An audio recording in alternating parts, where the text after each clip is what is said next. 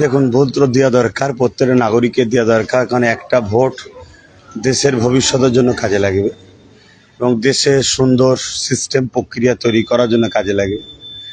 তাই যে প্রক্রিয়া ডক্টর বাবা সাহেব আম্বেদকর দিয়ে গেছেন দেশবাসীকে, যে পাওয়ার, সে পাওয়ার দিলাম, ভালো লাগলো।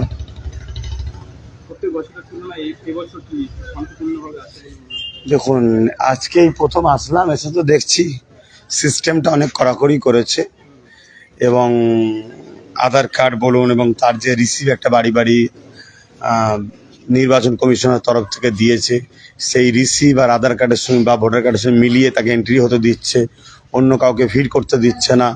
তার মানে যে এক অন্যের ভোট অন্যজন দিয়ে দেবে, এই সিস্টেমটা এবার দেখছি খুব কড়াকড়ি রয়েছে। এটা হওয়া উচিত। মানুষ যাকে পছন্দ লাগে তাকে ভোট দেবে, সে যেই হোক। যাকে মানুষ বেশি চাইবে সে জিতবে, এটাই স্বাভাবিক। আরে ওটার দিকে পরে ভাবা হবে। ধন্যবাদ।